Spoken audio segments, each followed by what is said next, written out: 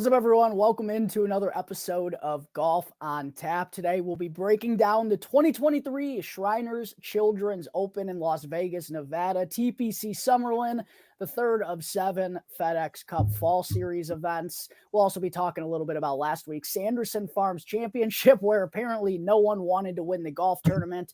We're in the midst of the fall swing now, excited to be breaking it all down. Of course, per usual, for anyone watching or listening out there, go and jump into the YouTube chat so you can comment and interact with us. Go and let us know down below who you're tailing this week. If you got a bet, let us know who you're riding.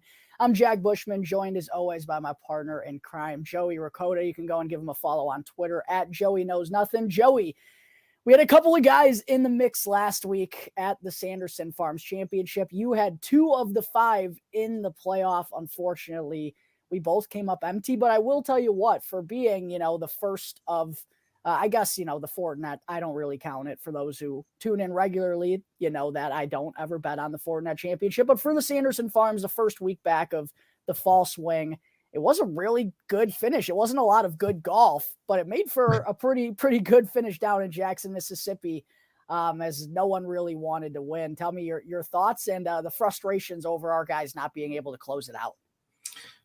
Definitely the same type of thoughts. It felt like nobody wanted to win the tournament, which was weird because there were 1 or 2 that for sure looked like they had it in the bag, especially Ben Griffin there, which don't really blame him. I just feel bad for him, I think, because you're in that position and he hasn't really been in that position. And you could just tell, like, towards the back 9, and really he just kind of melted down. And, I mean, that's what it took to get to a 5-man playoff, which we haven't seen since 2017 or 2018.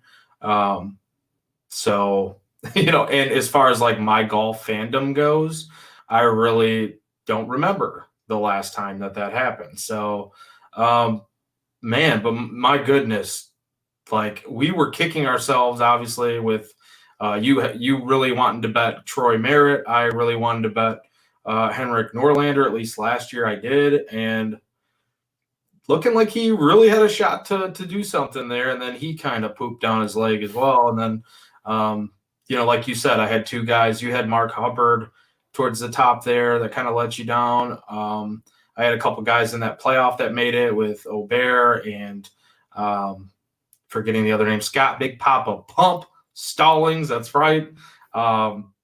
And Aubert, I thought, man, the way he's golfing, okay, now he has a shot now that he's made it to the playoff that Griffin kind of opened himself up to with missing that 8-foot putt on the 18th. But, Luke List, man, like 45-foot putt in the first playoff. I did not think that first playoff, as my phone just buzzes at me. I have no idea why. So I did not think, man, first playoff we were going to see the job sealed there by Luke List, but that was an incredible birdie putt and to knock it down and to win that tournament. But yeah, man, what were kind of some of your thoughts? I thought it was a lot of fun I thought it was way more fun than I thought it would be. Yeah, obviously, with this being the Sanderson Farms Championship, there wasn't PGA Tour Live. Can't really blame the tour on that one. I don't imagine a ton of folks were tuning in throughout the week. So there wasn't really any coverage of it until it came on Peacock or NBC Sports, excuse me, I believe at 3 o'clock. And I didn't watch any of it until Sunday. And the hour, maybe 2 hours because of the playoff that I watched, it was awesome. I mean, it was a really good finish. As I said, though, not a whole lot of good golf. You referenced Ben Griffin, man. Second time that he's kind of melted down like that in the last year. I believe he had a 4-shot lead going into the final round of the Barracuda Championship last year as well and ended up losing out on that. But yeah, just kind of a meltdown, especially on those final 4 holes. He was able to make that huge up and down for par on the drivable 15th after the whole fiasco that he went through in like the leaves and the brush over there that, took like 5 minutes. I mean, that was really the biggest thing that I noticed about Ben Griffin. Not only was he starting to get wayward with his tee shots on the back 9, but he was also just taking a very long time. And it was pretty clear that he was really nervous in that moment. Does make the huge par save on 15, gives a fist pump. And honestly, I thought that was it. But then, of course, he goes on to make bogey on 16 and misses that 8-footer on 18 by literally a hair. And it felt like in that moment, as soon as he missed that, I knew he wasn't going to pull through in the playoff. Just all the wind had been taken out of his sails. But you mentioned Mark Hubbard, the boy I've been riding not only, this past week, but all throughout like the end of last season. That's your boy. Gets it to 19 under after 16, is going absolutely nuclear, and then has a 10-footer for birdie on 17. I thought he had to make it to have a chance to get him to 20 under. Not only does he miss the birdie putt, he misses like the 3-foot comebacker for par. That drops him back down to 18, and I'm like, ugh, he's absolutely cooked. He goes on to make bogey on 18 anyway. That puts him at 17. Little did I know, Henrik Norlander melted, Ben Griffin melted down. 18 under would have gotten him in the playoff. And he had a putt on the 17th green for birdie to get him to 20 under, and he wound up not making the playoff. I couldn't believe it. It was an absolute heartbreaker. And yeah, you talked about Luke List obviously rolling in a 45-footer. I thought that was at least going to go 2 or 3 holes, which would have made it a little complex, because it was starting to get dark there with how much ass Ben Griffin was dragging out there. So probably a good thing that, it was unfortunate for your bank account that neither Stallings nor Ludwig F. Baby were able to pull it out. But Luke List, man, getting the job done without playing all that great on Sunday. It felt like most people who were in the final 3 pairings didn't really play all that great on Sunday, but he's known for being an elite ball striker, and his ball striking wasn't even really all that good this past week. He just got the job done with the putter, and we've started to see a resurgence from him in that area. And we talked a little bit off air about how he could be one of those guys like a la Lucas Glover. If he just figures it out on the putting greens, he has the tee to green game to be a really solid player. And we saw him win at Torrey Pines with the, oh my gosh, it's driving me crazy that I'm not going to remember the name of this tournament. But he won at Torrey Pines, the Farmers Insurance Open, He won there as well at Torrey Pines. And he's shown he has the upside to win tournaments. It's just the consistency and the problems on the greens have really given him issues. But cool to see Luke List get a win and emerge victorious for the first time in a year and a half. We obviously, had some guys in the running, which for being the first PGA Tour event in nearly a month and not really having all that much background or anything to go off of, kind of has us feeling good about our process going into the Shriners this week, my friend. Yeah, absolutely. I mean, quick little pat on the back too. You know who was on his outright at the Farmers? Oh, you were? I forgot you were on Luke List there. He that could have been one of several. That could have been Will Zalatoris' first victory. Yeah, it's so Luke List has a little soft spot in my heart. So, but he kind of put a dagger in me this last week. Not gonna lie, because I wasn't on him. So, hey, real quick side note too. Did you see Carl Yuan's 119-foot just drain shot, freaking swish from down the flagpole and just to the bottom of the cup? Like, that was insane. And then he went Mark Hubbard on the 18th and made bogey and missed out on the playoff. Played like shit basically all of Sunday, goes on a run on 14 and 15, makes birdie there, and then drills one from 120 yards out on 17. All of a sudden I looked at the leaderboard and I was like, where the fuck did Carl Yuan come from? Like, how did he just all of a sudden be one stroke back? And then, yeah, unfortunately he made birdie on 18 or made bogey on 18 too.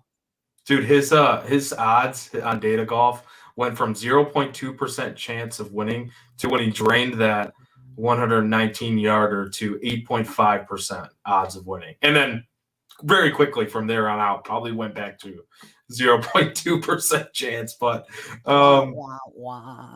yeah, crazy, man. I thought that was one of the highlights. Definitely probably the shot of the tournament there. So, yeah, probably. Yeah, that was a cool one. You don't see that too often. Crazy Carl doing crazy things out there on the golf course. Yep. Crazy Carl. I like that. Crazy Carl. We're never going to bet him this year. So he looks wacky as shit. He wears like the visor and he's got like spike hair underneath it. I'm here for it though. Yeah. And you know what else too? When he like pitches and chips, like he has some of the weirdest follow throughs. What was going on there? He was like sideways, like hacking it out. I don't know what was going on. I was like, this guy's winning the golf tournament? It's fucking weird, man. And then I actually went back to, so I think I did a search of him on X. That's the right name, x.com. I did a search of him, and I found another clip that I did not remember. I don't think it was from this tournament because I think it was dated a little bit further out, and I don't remember ever seeing it in the tournament. But he was like playing from a creek. Oh, that was his tournament. Was it? Was it? Okay, yeah. I missed that in this tournament, though. He had both Uh, feet in. both feet in, and he was like doing like stepping back, like Yeah. almost falling over. Okay, so I missed that one. I just saw like a couple other wacky shit. So he's just a very wacky, like odd duck golfer. Yeah, just seems to be prone to doing some of this stuff. Speaking of that, also before we move on to the Shriners, did you see the clip of Wesley Bryan falling fully into the mud on Thursday? Did you see that by chance? No, I did not. Dude, I'll send you it on X, as it is properly called. But during his Thursday round, and he was like 5 or 6 under. And credit to Wesley Bryan, big YouTube guy. Follow him and his brother on YouTube. They do a lot of cool golf content. His brother's playing really well right now too. But Wesley Bryan hit one like across the creek, and it ended up dry on the other side. And he made the jump over there one way, but then he realized he couldn't make that jump to get back because he would have had to jump up, and he like jumped down to get there, and he couldn't jump up. So then he just ended up having to go for it and wound up like waist deep in the creek and full on fell back into it and was like holding himself in the water like, oh no. Ended up going on to make par. Credit to the guy, but it was a whole ordeal. It gave me flashbacks to Tom Kim, I think it was at the Open or at the US Open, where he had feet fell into the creek and had mud all over him. I was like, this is an absolute shit show. Yeah, Tom Kim, I remember that one. That was great. Yeah, man. I wish I need to see that. I need to see that clip. That's pretty crazy. At least he made par though. Oh. Yeah, I'll find it for you. That's pretty awesome. So yeah, I mean, there was a lot of. It was a very like just to quick like sum up the the Cock Trophy tournament. Very entertaining that final day. That's for sure. Because I like you, same thing. I didn't watch any of the tournament till that Sunday, and I was like, I had football on, Red Zone on one channel, and then had the tournament on another, and I was like, wow, this is a perfect freaking Sunday. Oh, I see you just sent it over. So yeah, whenever I go on a spiel about the course here in a minute, go and give that video a look. It's pretty great. There you go. Well, if you want to, I mean, I know you're going to be at this tournament this week, so freaking covering the Shriners, it's going to be awesome.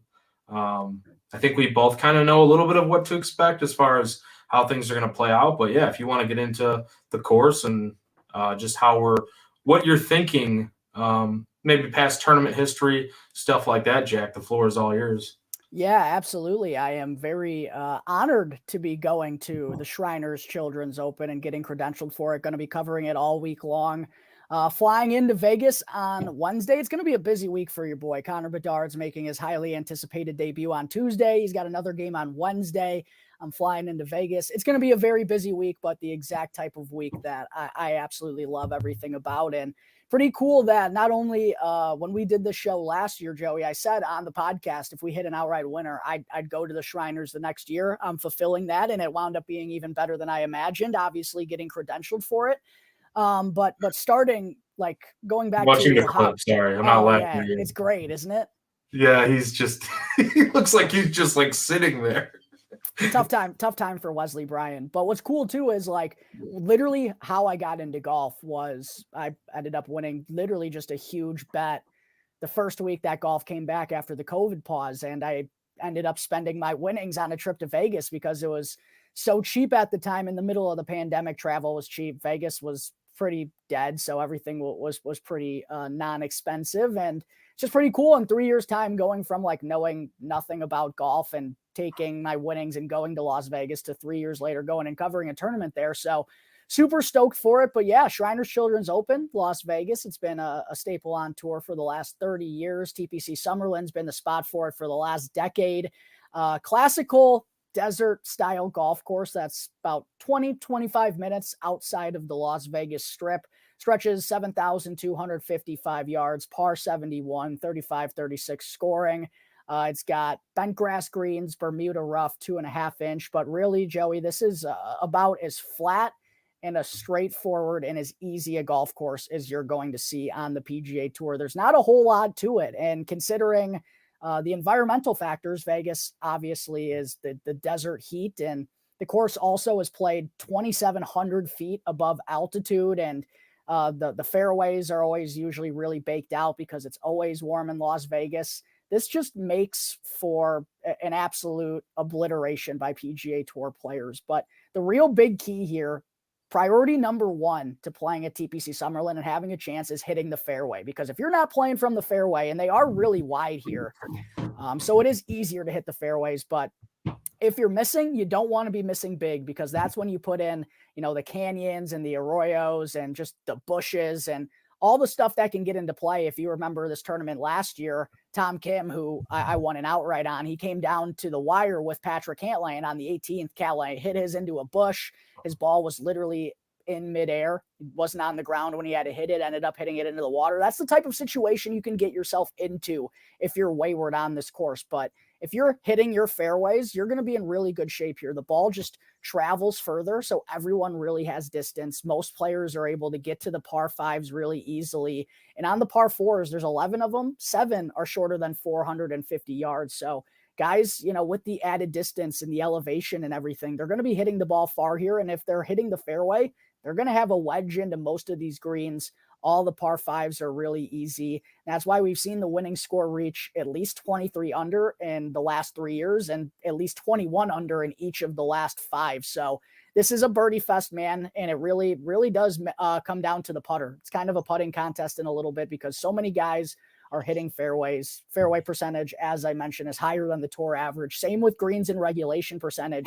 It just kind of comes down to who's giving themselves, the closest looks and who's getting hot with the putter. You really got to have a hot putter in order to win this week, because pars just aren't going to get the job done. So those are kind of the things that I'm looking at. Approach is obviously going to be really key. I think fairways gained and good drives gained are 2 things that you want to look at, because playing from the fairway is priority number 1. Strokes gained putting on bent grass greens, I think, is important, as well as I mentioned the par fours being 400 to 450 yards. That leads to a lot of wedges, like I said. So in between 100 and 150 yards on approach. And I also think it's worth noting both course history here at TPC Summerlin, and also just in general how guys play in both easy scoring events and in desert golf. Try to find some other courses that have desert-like environmental factors that maybe can play into things. But yeah, it's going to be a scoring event. I'm excited to see it. I know the ball's going to be flying. Guys are going to be making a lot of birdies. And hopefully we target the ones that can get hot with the putter and give us an opportunity to win some money come Sunday. Yeah, absolutely. I love what you're saying there. I think it's definitely a total second shot and putting type of course. So that's what I've been looking at a lot. Approach and, tee to green, of course. Approach, tee to green, and putting is my main. Driving accuracy, yes, because if you're not hitting the fairways, as you mentioned, you're pretty much shit out of luck, because you should be hitting the fairways. They're not that hard to hit. No. But so the driving, the off the tee game is something I just completely wiped out of the model this week. Maybe that's fair. Maybe that's not the complete wise strategy to take, but I did put a more of an importance on course history, the approach, and the putting as far as that goes. You want to hear something funny, Jack? I did want to mention as well, just like the past winners before you get into that, kind of agree with what you're saying.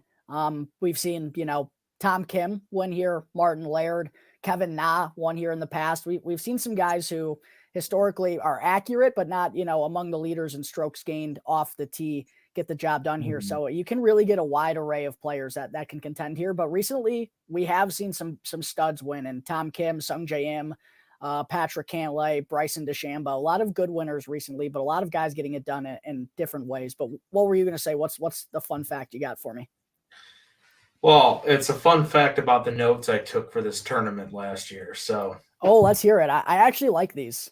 It's gonna make you laugh in the sense of how fucking wrong I was. Hey, hindsight's always 20/20. I love calling myself out like this because if you can't laugh at yourself, what else are you good for? So Tom Kim, in parentheses, fading / not betting. Wow. Showed the electricity at the President's Cup, and I think he's going to be a popular play this week and moving forward. I think people really want to find reasons to bet him, which the reasons aren't hard to find. I'm trying to find reasons not to, solely because he's a hot name right now, and I don't want to get my hand caught in the cookie jar. Willing to let someone else reach for the sweets for now, and if I get burnt, I get burnt. Well, newsflash, I got burnt. Got burned by the boy. I think that was his second win in like 6 PGA Tour starts. Might have even been fewer than that. He burst onto the scene, man. He did. I mean, he was electric in the President's Cup. Yeah, that Shriners, he just absolutely a great play, a great bet by you. You got the outright on him. Yeah, I mean, it's funny to look back on now how freaking detailed I went into the notes with that and just got slapped in the mouth for it. But he is a favorite this week, of course, as he should be for the defending champion. What are your thoughts? Or do you have anything else on the course or like history or things we should watch for before we kind of dive into the leaderboard or the odds board? Oh, I guess we should probably talk about Lexi Thompson playing this week, which is pretty cool. Good. Obviously, 11-time LPGA Tour player or LPGA Tour winner, excuse me. Lexi Thompson is playing in the Shriners Children's Open this week, becoming just the 7th woman to ever play in a PGA Tour event. First woman since 2018, I believe. It was Brittany Lincecum, I believe, at the Barbasol Championship. So cool that Lexi is going to be there, man. I mean, pretty awesome that I get to be there to see, PGA Tour history and something that obviously doesn't happen very often. Yeah, no doubt. I hope you were able to kind of track her down and get some thoughts from her, get some feedback. That'd be super cool, man. Yeah. What stinks is I actually got an email from the Shriners today. I'm not going to be getting until Wednesday, like I said, and she actually has a media presser tomorrow. So I'm not going to be there to ask her any questions, but I'm sure there will be something with her post round. So it'll be cool to have the opportunity to ask her questions and see how she plays. Yeah, no doubt. I'm excited too. When I saw that, I was like, wow, okay, this is, 7th woman. That's something I did not expect to see when kind of reading the little previews of this course of this tournament this week. And I don't know how far in the works it was. Do you know that, Jack? Like it was just something I just saw and I was like, oh wow, that's really interesting. I know they announced it last week because Colton Oast had made a post on X saying there was like some big news coming out about the Shriners. And I was hoping it was going to be my boy Daniel Berger making his comeback, but it was actually the announcement that Lexi Thompson was playing. So I don't know how long they had it in the works, but it did get announced last week. But yeah, I think she could. I mean, I don't expect her to be contending or anything, but a couple things that she does have working in her favor, though, is obviously she does have like a 4-year win drought going on right now, but she is a former major champion. She's one of the longer players on the LPGA Tour. I believe she averaged like 270 yards off the tee. And with elevation here this week and it being a short course, like I think she has a chance to hang right around the cut line, right around even par. I don't recommend anyone going and betting her or anything, but I do think she can hang right around the cut line potentially. What's a top 40 look like? Oh my God, it would be fat, but I don't think she's making top 40. That would be pretty How crazy. sick would that be, though? Like, I'd be sick enough to throw like a $5 bill on it. I mean, I could take a gander here if we could find it. I'll take a look. You want to get into the odds board though? Not a terrible field, but maybe not as good as I was kind of hoping for. I was hoping for maybe 1 or 2 more big names, but at the same point in time, I knew it's a fall event. But it's going to be the best one we get in the fall here, no doubt. I was looking for a little bit of a more high profile field here too, but like you said, I mean, first of all, sorry, my condolences for losing Daniel Berger for this tournament, because that stinks. That was one that we were talking about, last week, maybe even the week before that, of somebody that you really wanted to see kind of make his return here soon, and for you to be able to be at the tournament and see him, I thought that would have been really cool for you. But of course, it all started with Daniel Berger for you, so it did. That would have been like a complete, full circle type of moment for you. But nonetheless, hopefully he does come back soon, because I think we can all say that we do miss Daniel Berger on the PGA Tour and just golfing in general. But top of the board, we can get into it. Tom Kim, no surprise, 11-1, leading off this tournament as the favorite, and then Ludwig F. Baby Aubert, 12-1. Cam Davis is 22-1, a little bit of a jump spike there in odds. Siwoo Kim is 22-1. Then you got quite a bit of a cluster between 35-1 players here, golfers here, in Adam Schenk, the Shankopotamus, Bo Hosler, JJ Spawn, JT the Postman, Poston, and Tom Hoagie Buns. 35 to 1. So, Jack, we'll start at the top. Tom Kim, do you like his chances this week to defend his title? Yeah, he's kind of the one I've been looking at the most here out of these top four that I would say that are listed below 22 to 1 between him, Ludwig F. Baby, Cam Davis, and Siwoo Kim. I would say Tom Kim is probably the one I'm eyeing the most. I think he makes a lot of sense in just the overall course fit. And we saw it last year. Guy just hits a lot of fairways, really good iron player. It's just whether or not he gets hot with the putter. And he has been doing some good things overseas. He's made a couple of starts. I believe he played in the Alfred Dunhill Links.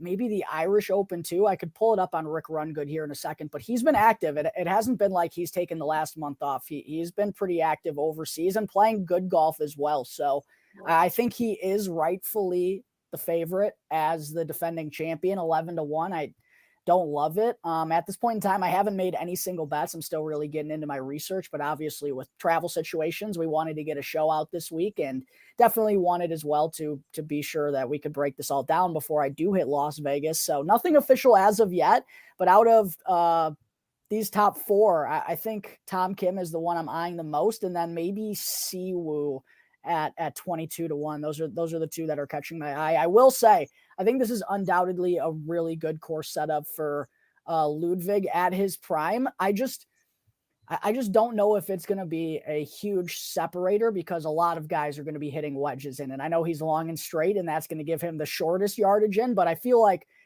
if guys are playing good golf, they're going to be getting birdie opportunities regardless. You know what I mean? Yeah. So I do have a little bit of a concern there. And by the way, we got another Ludwig update. I still think we should roll with the nickname of Ludwig F. Baby.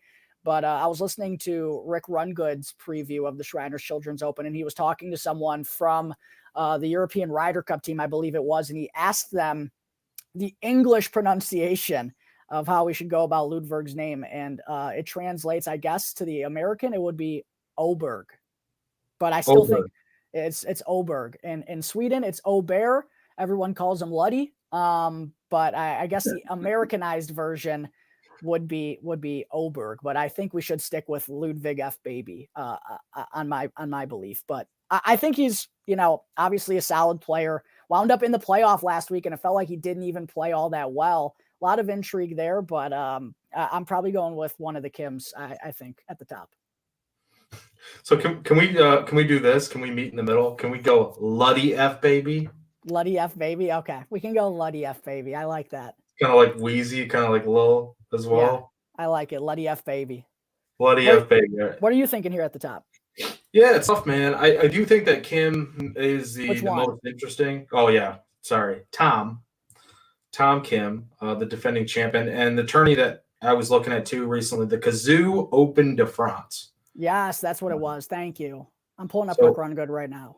Yeah, watching him golf in some of these I have not been watching him golf in some of those recent tournaments, but the stats, he was a T6 there. The numbers show that he's been putting pretty well. We know he has the accuracy. We know he can obviously dominate a course like this as he has. So that's somebody I've not bet, and I'm kind of similar to you that way this week. We are coming out so fresh, so early in the week, earlier than we normally do, where I just have not actually pulled the trigger on anything. There is one bet that I'm for sure making, and we'll get to in just a second here, but that's how you know we're not frauds, people. Like anybody watching the show, we can do it early, we can do it late in the week. We like to gather as much information as we can to possibly pull the trigger later on, and if we have to take some bad odds, we will. But of course, Jack, we've also talked about taking earlier odds too and getting that out there for people as well, because you're going to make the most money if you bet on it sooner. But definitely, I jumped on some good early lines late in the year. But with Tom Kim, man, his putter has actually been dynamite. Mm-hmm. He hasn't lost strokes on the green since the Rocket Mortgage. He's gained on the greens in 7 straight and gained 5 in his last outing at the French Open. Isn't that crazy? So then when you look at it too, if you look at a lot of his finishes recently, like he's putting on a decent little stretch here of just finishes. So I feel like that putter is a direct correlation to how well he's going to perform in a lot of these tournaments. And if this is a tournament where we do feel strongly about the putter being important, I might have to do it early, or not early, but at the top of the board where I don't like the number, but I might have to just eat that pill this week. Yeah. Yeah. I mean, Tom Kim's been playing some fabulous golf. I just mentioned he's gained in 8 straight starts on the greens. All of those finishes are inside the top 25. He's been playing great. It's insane. Luddy, getting to him and your point about Luddy, I do think that there's going to come a point where it's too much travel. It's too much back to back. I know you're a young kid, but like him being in that playoff towards the end, I don't think it's a discouraging thing. I think it's a really good thing for him, even though he kind of backed his way into that. I do think he was one of the better golfers towards the end, even though he wasn't really supposed to be. Like, I didn't really think I had a great shot of him winning it outright last week, but here he was, kind of finds himself there, and he had all that time to kind of chill. He was eating. They showed him there at the table or at the bench, just chilling out. And then, oh, you know what? Maybe I'll go take some practice cuts. All right, now I'm back in. So, like, I think he's just kind of one of those young guys who he doesn't have to think too much. He doesn't have to go out there and think too much. So he very well could be good this week. I just don't think he fits quite my model for this week, especially at the price. So, dude, Ludi F babies last 3 starts though, pretty scary. T4 at the Czech Masters, won the European Masters, T2 at the Sanderson Farms Championship. It's a frightening profile. Pretty good. It's a frightening profile and skill set that he possesses. Like, this guy can go out there at any given time, and I think he's going to be great on tour for a long time. Like, yeah, stud. And I love it. But yeah, I'll skip ahead to the last guy I have here since we were at the 35 range. Of course, I got some of my boys in here too. I do like the Siwoo call, but I don't like the number, so I'm passing if I am going to go with Tom Kim there. Bo knows nothing. We don't really bet on Bo. No. A couple guys who Bo knows Sunday scaries is what Bo knows. Yeah, Bo knows Sunday scaries. Golfers with approach and putting at this course, and then also track history, right? Who fits that model? JJ Spawn fits that model here. He does. So if you pull up Rick Run Good too and kind of do the little filter there. Top 4 finishers. Let's see here. This is actually making the point about somebody else, so never mind. Well, Tom Kim, yeah, top 4 finishers, all ranked top 10 in good drive percentage. So the best players in this field in good drive percentage have been Matthew Neesmith, Siwoo Kim, to your point, Doug Gim, Hayden Buckley, Andrew Putnam, Aaron Rye, Tyler Duncan, Tom Kim, to both of our points, Ches Reavie, and Ryan Armour. So I don't know. I feel like, but with JJ, he does have that track record of good course history here, good approach and putting at this course. So I think JJ Spawn is interesting at 35 to 1. I haven't bet it. The guy who I am betting here, yes, sir. Let me cook, Jack. Mr. Hoagie Bonds. Oh, of course. Of course. He's actually been playing good golf too. He's been overseas, I think. I think so. So all right. So the reason I like him here, obviously he's got pretty good track record. Where does he struggle at times, Jack? Off the tee and around the green. In my opinion, 2 of the least important things this week that I'm looking at is off the tee and around the green. So good approach, decent putting at times, loves this course, 4 of 7 top 25s at this course. He was T4 last year. So I think I'm going to take Mr. Hoagie to pull one out. He kind of likes the lesser field tournaments where I really could see him having a shot to win. So that's where I'm at, Jack. Any thoughts there? Yeah, Hoagie had a really good approach week, gained over 6.5 strokes in ball striking last week, gained over 9 in that category at the BMW PGA Championship at Wentworth. And we talk about wedges. I mean, that's always Tom Hoagie's game. So I don't hate the call this week. He was T13 last week at the Sanderson Farms. That's kind of who I was thinking about in this range. I thought about JT Poston, the one I'm for sure going to get to. Again, I haven't made any bets, but this guy's for sure going to be part of my card because I'm just a sicko and I can't stop. Adam Schenk, dude. Adam Schenk. Approach and putting. He's capable of spiking in both of those. And he has enough spike week with the irons, similar to a guy we'll be talking about here in a little bit, who I can't stop betting either. I guess we already talked about him on the show, but has enough spike weeks in those approach and putting categories to win on the tour if he can put it all together. And quietly finished top 10 at the Tour Championship, was T6 at the FedEx St. Jude, and has some really good course history. Finished inside the top 30 in each of his last 4. Was T12 last year, T3 the year prior. I don't think I can get off Adam Schenk now. So he's probably my for sure click in this range, and I'm thinking about Poston and Hoagie. Obviously won't have room for both of them. Not sure where I'm going there, but I definitely like the Shankopotamus. Yeah, Schenk was definitely one of those guys I looked at with the approach and putting too. So I love that you mentioned that. And approach, and specifically what I'm looking at here was approach and putting at this course. So Schenk, Putnam, Hadwin, Neesmith, Spawn, Buckley, and Ryan Moore are some names that I have jotted down here. So we have, I mean, not to kind of spoil the rest of the card here, because I'm not for sure if I'm going to bet any of these guys, but approach and putting at this course specifically, those were kind of some of what I, narrowed it down to. So, Jack, with that said, we can go look at the 40 range. 40-1, Adam Hadwin, Andrew Putnam, 40-1, Eric Cole, 40-1, Nikolai Højgaard, 40-1, Vincent Norman, very interesting name, 40-1, Adam Svensson, who you were on last week, 45-1, Emiliano Grillo, the Grill, you know what it is, 45-1. And then 50-1 range, There's a lot of guys. Here. You want to stop at the 40, 45 for now? Yeah, let's roll through that real quick. All right, what are you thinking up in this range? This is a range I like an awful lot. And that's why I might have to be thin at the top of the board, because there are a lot of guys I probably want to get in here. One of them is Andrew Putnam. And I swear, I tell myself all the time on tournaments where putting means a lot, play Andrew Putnam. He plays and pops up at random tournaments like this all the time. And he played at the Fortinet, missed the cut there, but that was mostly due to poor performance with the putter. He lost 4.5 strokes there, his worst putting performance of the season, but actually gained 4 strokes in the ball striking categories and has been a positive there in 4 of his last 5 starts. Has some really good course history around the Shriners as well. T12 a year ago, T11 a year prior. So I kind of like Putnam at 40-1. I do think Nikolai Højgaard at 40-1 is interesting as well, almost kind of like a mini version of what Luddy F Baby does at 4 times the price, basically. I thought that was interesting.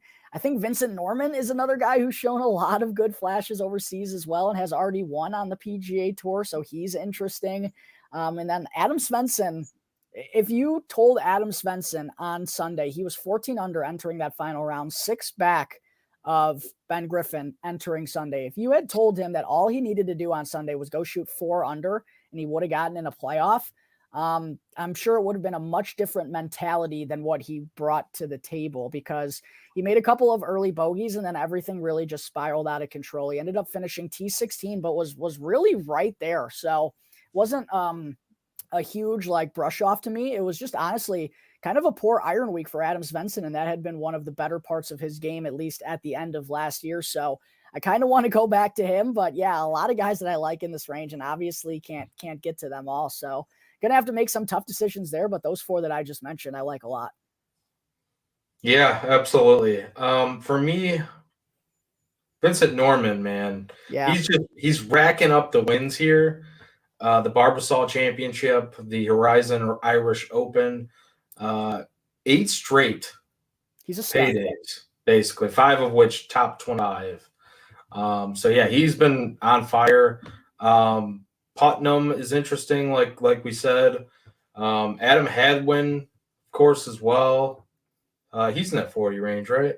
Yeah, he is. I was thinking about him too, because I bet on him a lot down the stretch last season. His irons, I mean, again, he hasn't played since the playoffs, but his irons were really bad at the end of the year. That's what turned me off, but does have some of the best course history of anyone in this field.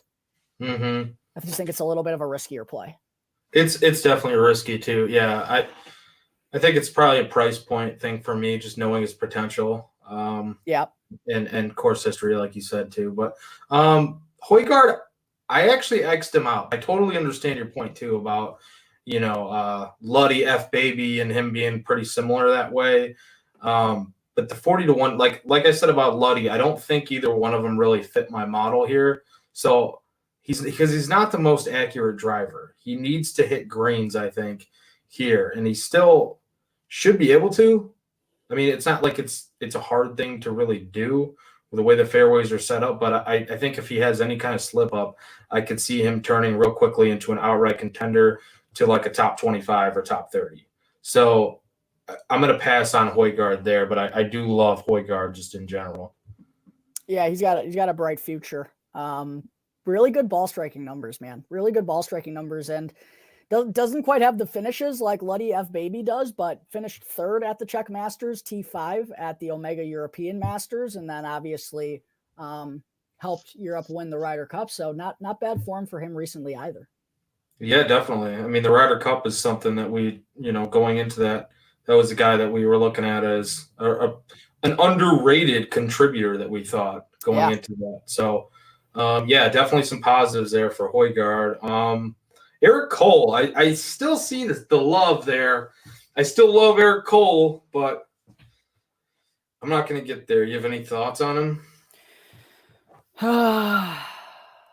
It almost feels foolish to kind of not even think about him because he really has played good golf for the last year, and really the biggest knock on him is off the tee. I mean, that's really what's killed him.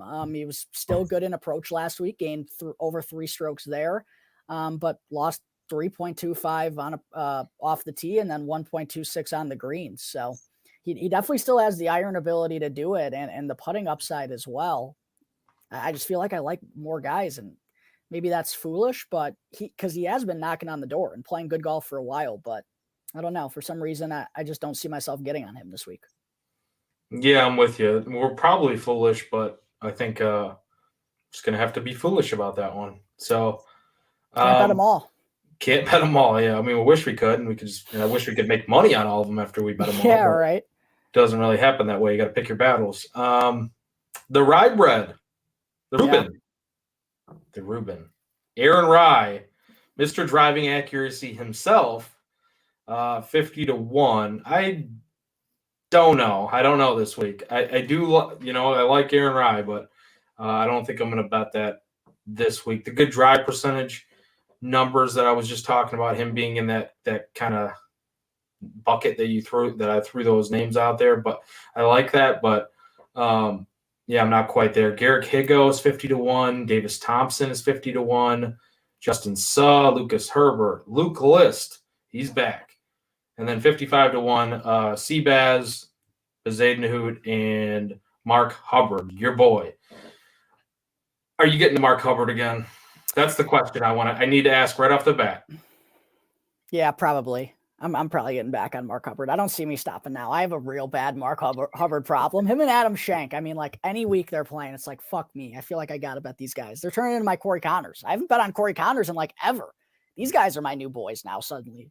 I don't know how that happened, but all of a sudden I feel like I'm just going to have massive FOMO if one of them wins. And I've been riding them for so long. And as I outlined, they show those spike approach weeks, and it killed me that Mark Hubbard really played himself out of it there in the last 2 holes of the tournament when he really had it by the balls. So I do see me getting to him. I think there's a 60-1 out there, maybe with the enhanced.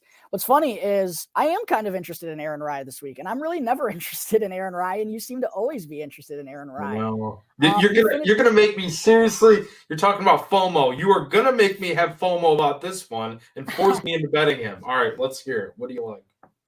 Finished T2 at the BMW PGA Championship just about a month ago now. It was kind of a weird transition for him because at that tournament where he finished T2, he gained 9.3 strokes in the ball striking categories, 2 strokes putting. The very next week at the French Open, lost nearly 9 strokes in the ball striking categories and 5 strokes putting. So very, very polarizing opposite last 2 starts for Aaron Rye, but someone who hits a lot of fairways.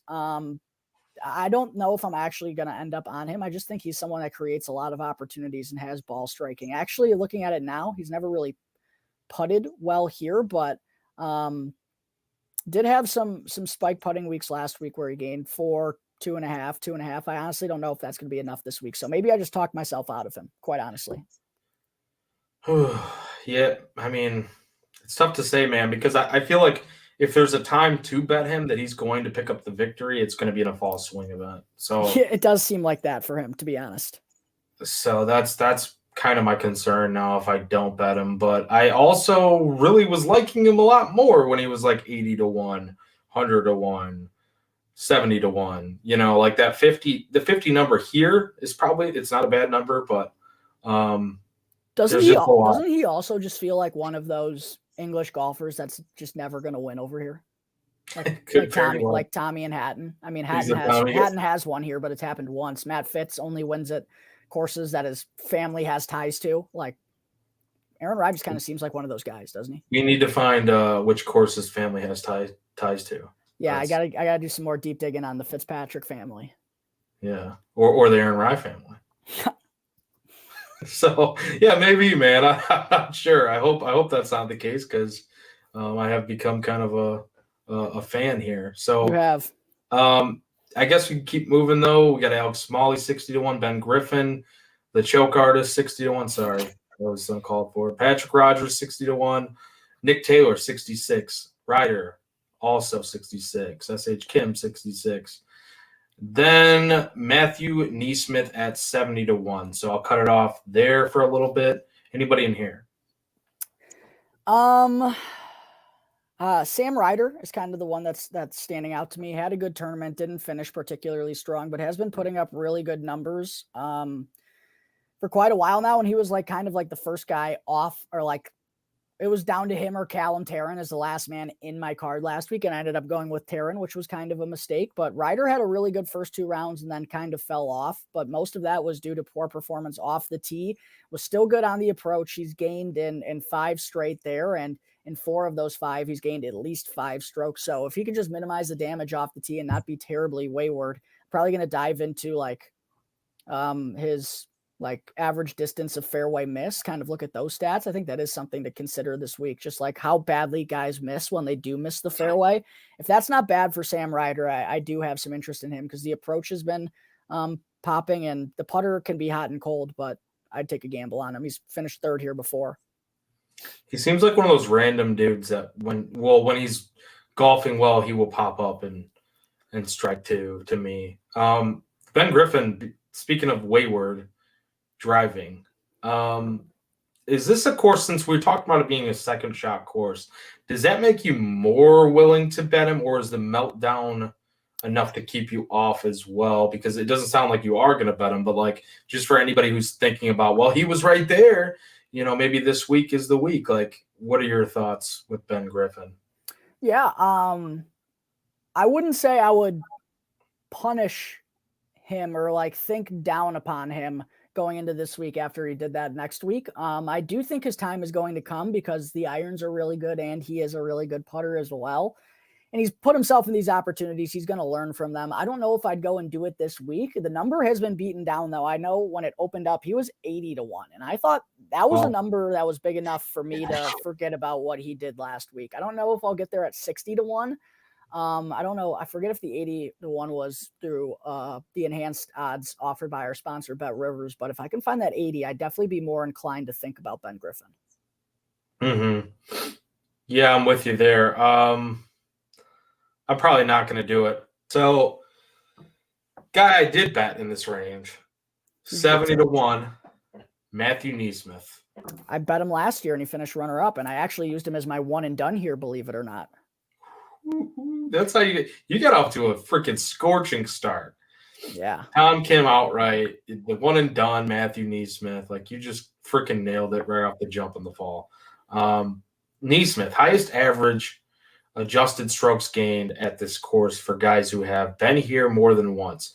Struggled a little off the tee at the Sanderson, but I think a lot of things kind of line up here for just the things I was looking at as far as, you know, golfers with approach and putting on this course. He definitely is one of those names I jotted down, and I think that's a great number for the talent that Matthew Neesmith is.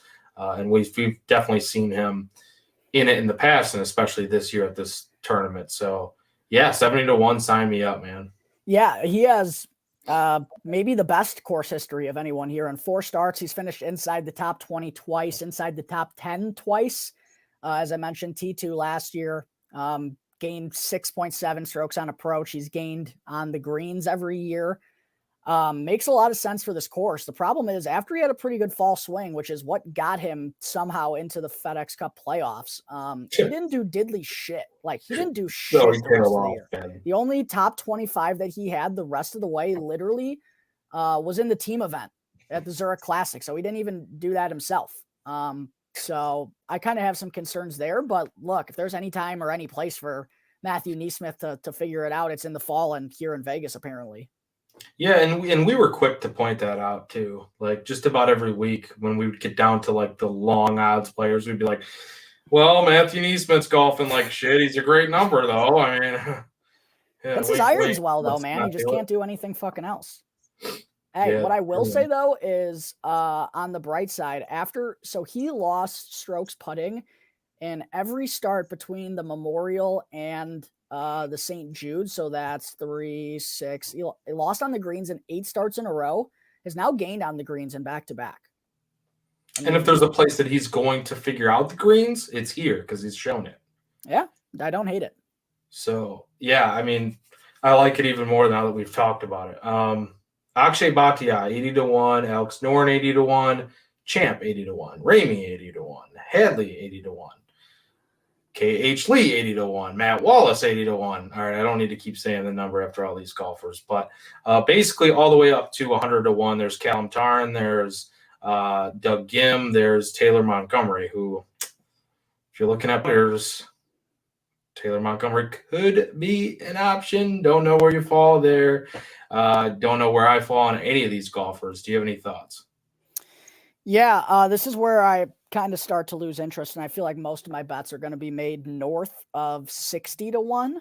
I bet Callum Tarrant last week, and I feel like this is another good course for him, where he can just ball strike and putt. So maybe I'll think about him. One thing I do want to point out, and I didn't reference this off the top, there's a good amount of Vegas-based players that are in the field this week, and Vegas is one of like the hotspot hubs for where guys live. It's like Vegas, California, Arizona, Florida, Texas. Those are like really the hot spots. And then like Sea Island and Georgia, basically all the warm places in the United States, right?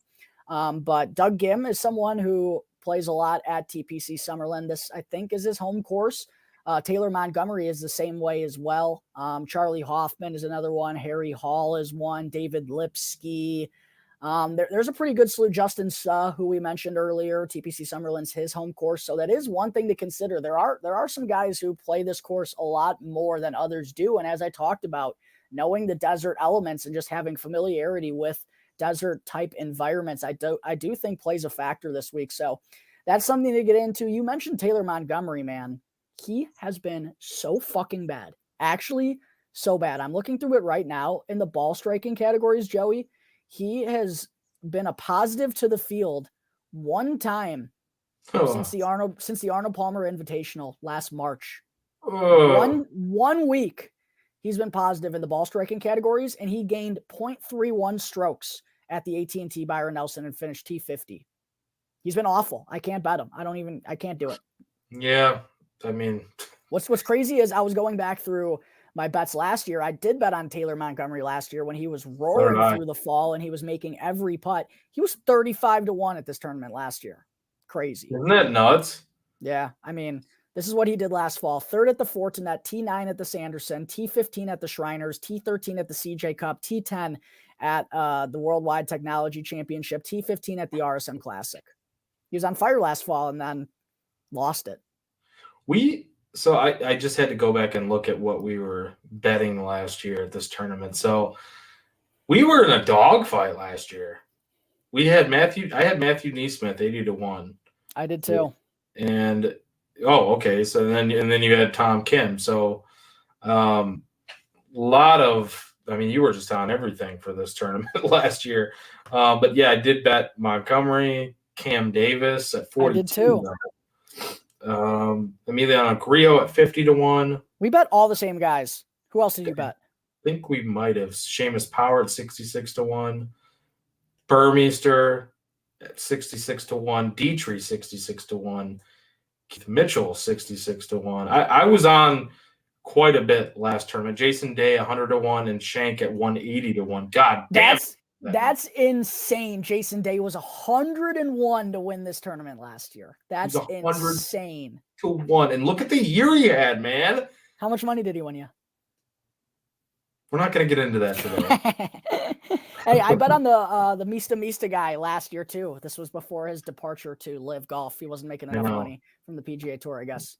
Shitbag. I want him back. That was the end of the Mista guy. God damn it. It was fun while it lasted. It was. Yeah, let's get back into the odds board, I guess. So 100 to 1 and up.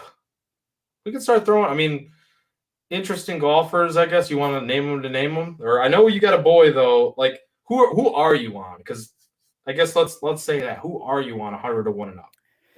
Well, I haven't made a bet yet, but I'm definitely betting Troy Merritt.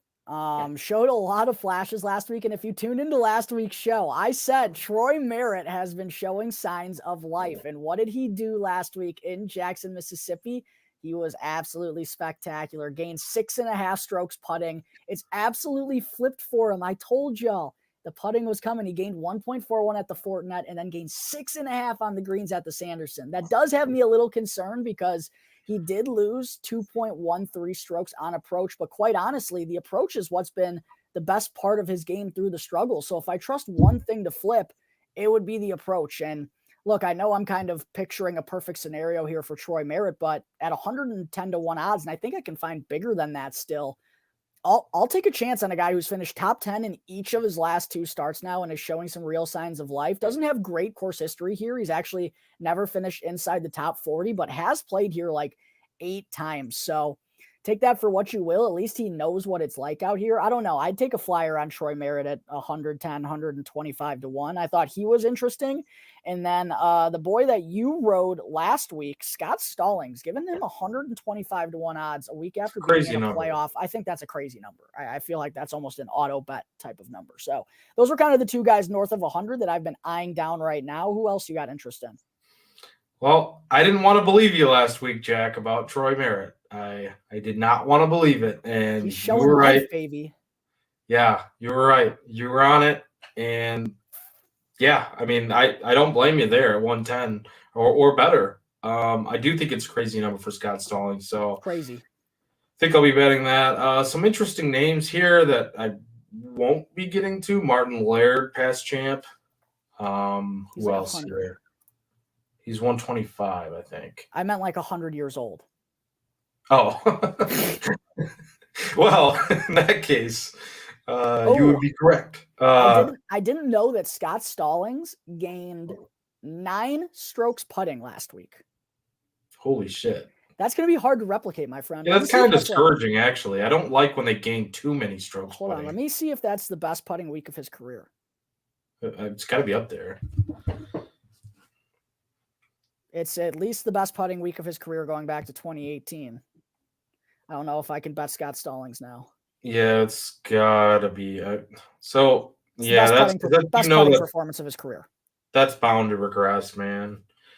Buckley and Ryan Moore are both really good numbers, but I don't know what Ryan Moore has been up to, so maybe you could tell me if you got anything pulled up there. But Hayden Buckley, I think, is a talented guy who it doesn't really quite matter where he is. Sometimes I think, yes, it does matter, but for different courses, I think this is a course where he's shown some success at in the past. So Hayden Buckley at 110 or up, I think makes a ton of sense. I was actually seeing something on Buckley. I didn't know this last year, but he actually injured his shoulder. Something with a ligament damaged him. And at this tournament?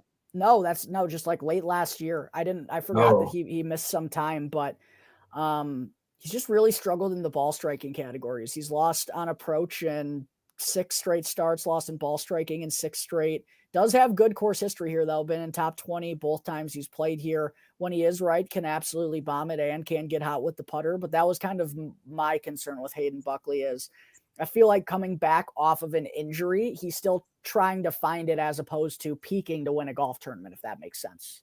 It does make sense. And I don't like if you're saying that there could be like some sort of injury still lingering, maybe. I don't think it's lingering. I think he's just still finding his way back from it, is my thing. Okay. I think asking him to go out there and have a good enough iron week for him to win, not saying it's impossible. I just think it's a big ask considering what he's done in those categories recently.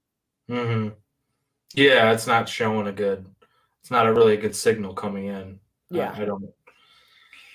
You might make me rethink that. But yeah, anything on Ryan Moore? Oh, I did have Ryan Moore pulled up a second ago. I apologize. Actually, I did notice that his ball striking has actually been pretty good. He's gained at least 2 strokes in the ball striking in his last 3 starts, gained an approach in his last 3 starts. Putter's been horrible. Putter's not been very good. Just this body has putted well, though. He's played here a bunch. Does putt. He has spike putting performances here. I don't know. He won here in 2012. Oh, that's a long time ago, though. Yeah, since then, it feels like he's still capable of gaining enough. I don't know if he can win. I don't know if he can get to like 24. I think he could play good. Top 40? Perhaps. Finish top 40. What's that? 1, 2, 3, 4, the last 6? Yeah, I'm in it. Yeah. I'm with it. Let's go top 40 for Ryan Moore, because I feel like that's going to be a decent number there. Jack, anybody else that you're considering? Somebody who's interesting, somebody you're fading, prop bets? What do you got? Yeah, this is kind of where my interest ends. I might do some like bigger digging on maybe some Vegas guys. Harry Hall has some really good course history here, although I don't trust his approach whatsoever. He's like always all short game and putting, it feels like. Carl Juan, 150 to 1. It feels like he's been popping up over the last couple of months, and it wasn't just last week. It wasn't just the last week. I'm pulling him up right now. Yeah. I mean, kind of. I don't know if it's I feel like he's played a lot of bad Sundays. Because he was in the mix at the Rocket Mortgage late last year. He was in the mix with the RBC Canadian. Did you see how nonchalant he was after he drained that thing last week? Yeah, he almost looked like he didn't believe it. It was like he's looking around, does like a little fist bump. Like, dude, you just sunk one from 119 yards. Like, show a little something. Back. Like, you're back in it, baby. What are you doing? Anyways, it's like he almost knew he wasn't going to win anyways after that. Even making that. Like, yeah, I don't know. Weird.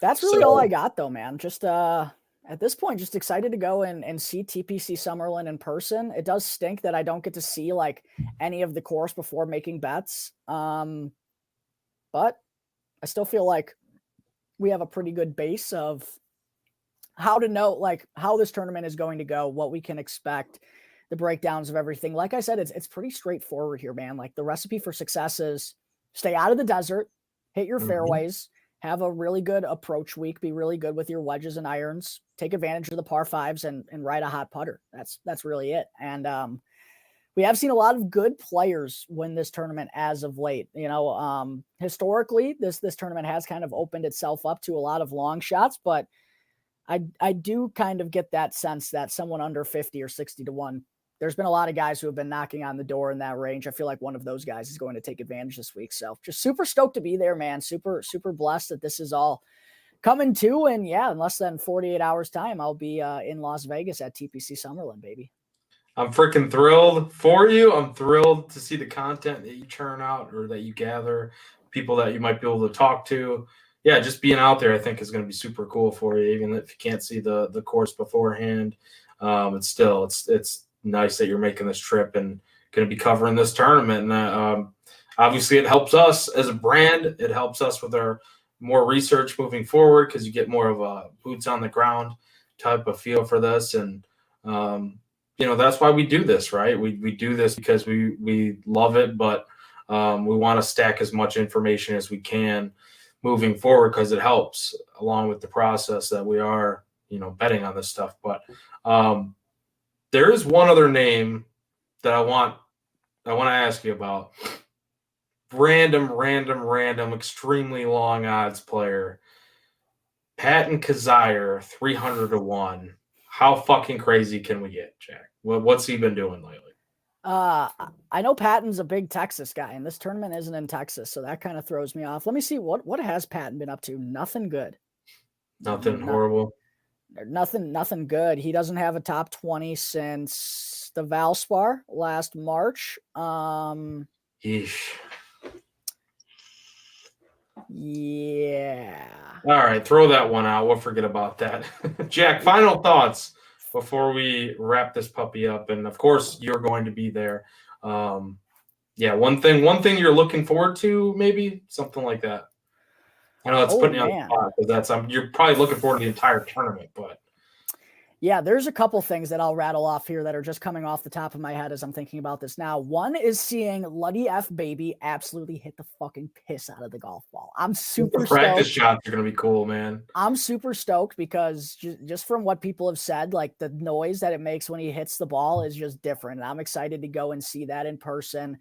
I'm also like, one thing I really liked about the BMW championship was that being, not only the first time I was credentialed, but also my first experience at a PGA Tour event, going and like following my boys that are there. So like, I'm definitely going to go and follow Mark Hubbard. I'm definitely going to go and follow Adam Shank. I'm going to be like one of like the 10 sickos, probably along with his family. That's like going to be like following him around. So I think that's going to be really cool. And then also I think Rick Gaiman is going to be there from Rick Run Good because he lives in Vegas. And from what he was making it sounds like he's going to be on hand. And, it is Las Vegas. So maybe there's a big media slew that's going to be in attendance for TPC Summerlin, for the Shriners Children's Open, I should say, at TPC Summerlin. But I'm not really expecting it to be as crazy as it was at the BMW Championship. So I think it could be a cool opportunity to meet him and maybe some other PGA Tour media guys that I haven't gotten the opportunity to meet yet. So yeah, it's going to be a really exciting experience. Obviously, like flying into a tournament, it's a bit different than traveling like 40 minutes for the BMW. So that's going to be pretty cool.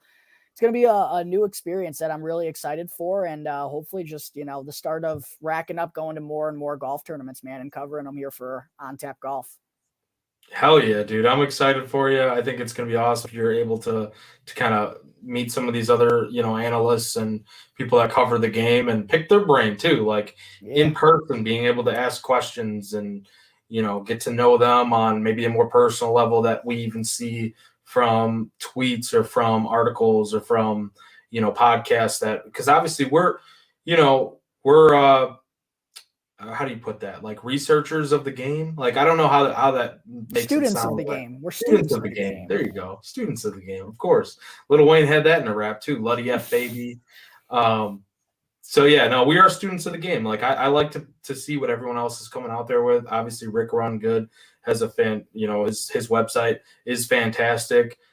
So only positive things can come about that. But yeah, moving forward, this is another opportunity to kind of stack up these tournaments and hopefully cover more and more of them moving forward. So super cool stuff on that end. And yeah, let's make some money this week, Jack. I'd love to.